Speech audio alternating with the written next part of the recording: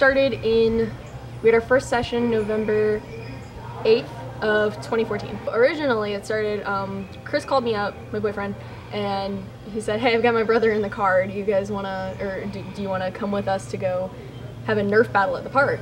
I was like, yes. And it starts pouring, just automatically downpour. And we're running to the car, we're already drenched, and then Chris gets in, he says, why don't we keep playing? There's no lightning, so there's not really a hazard for us to go out there, and we're just gonna drop you back off at home, so it's not like we're gonna be stuck drenched all day. So we went back out and kept playing, and I kept thinking to myself, I'm like, man, this has a really like dystopian kind of feel to it. I went home that night and I started writing out ideas and how I would do a post-apoc LARP, and I took a lot of inspiration from Fallout, definitely, Mad Max, that came out during the creation process, so that was heavily incorporated in there. And we tried to stay away from other LARP groups though, because we wanted a system that was completely original. The combat system itself, or how the point system works, is really new, but we're going to things like Amped Guard and Bellagarth a lot lately for things like melee combat specific for safety stuff. But other than that, everything else was completely original. God, that's amazing! This one was different. It was unique. And even though the area we were in, Chasm, was this wasteland, everywhere around it, in regions and areas and story, was already built up. So this area was still suffering from the apocalypse 300 years ago. And that sounded crazy to me, and I thought, that sounds incredible. Have you ever LARPed before? She said no. I had also not LARPed before. We hadn't been involved in any sort of game-making experience past my experience with board gaming. I came up with a loose system for our rules. The two of us talked back and forth, and over the month of September in 2014, we came up with a really solid system.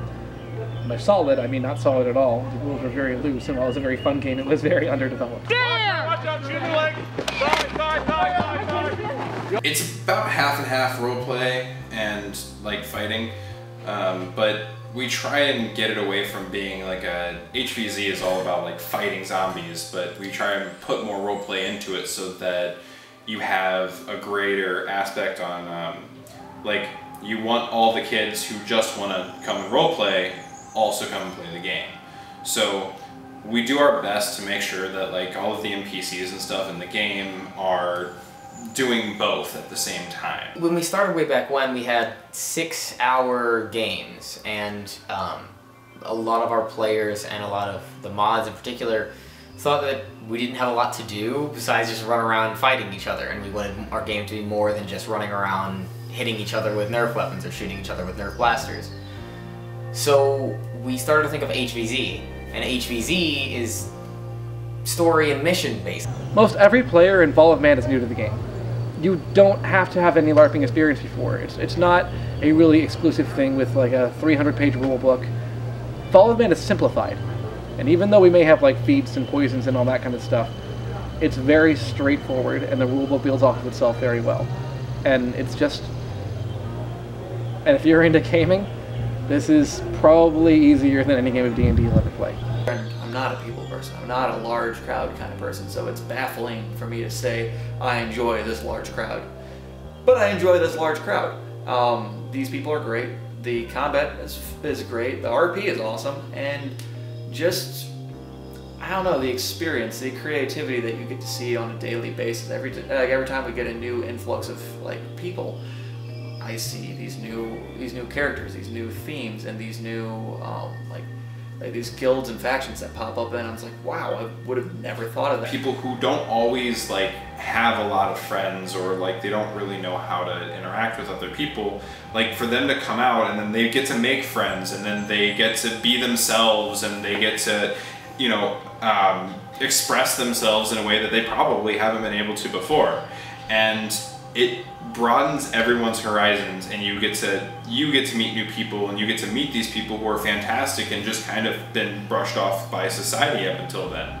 And everyone is involved in the game. Like you have to really try to not be involved in anything that happens in the town. So far, my favorite event-wise was this mission. It was like the bomb mission where there was like 3 bombs that were supposed to go off. They were all by Legion, and me being a Legionnaire myself, I had the help protect the bombs so they couldn't get switched to, I forget what they were called, but basically they were radback bombs, and then if they got switched, then it made all the humans go down. But if we kept them where they were, it made all the mutants go down instead of the humans. We eventually prevailed. Election was fun. It was nice to see, because what they did is they took all of our weapons and they stashed them on the back table, the Legion did, and everybody's sitting there, and everybody's just kind of, this is fine, hiding weapons and stuff, like we're keeping them. Nobody saw my little pistol guy, so I still had that with me. People had them tucked in their hoodies, it was great. One person came by and stealthed one of the mayoral candidates, who's actually the mayor now, on the stage. So all hell breaks loose, and everybody, jump up, get your weapons, everybody starts yelling, and everybody runs over, we grab them. And one of the players, a friend of mine, hops up on the stage, she starts yelling, she's like, they cannot be allowed to do this to us, they are not in charge here, we are in charge here, and everybody starts standing up on the stage, everybody's got their weapons, and again, nobody's really sure whether or not they should be attacking yet, but everybody knows they should be pissed.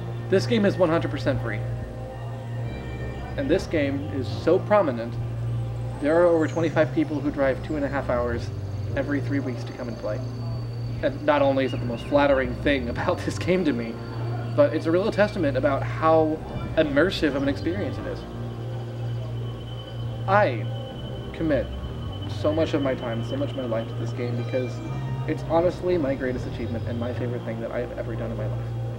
And all I want is for someone else to be able to partake in it. Because I don't think I've ever had a single player who followed the rules, who ever came and didn't have a great time.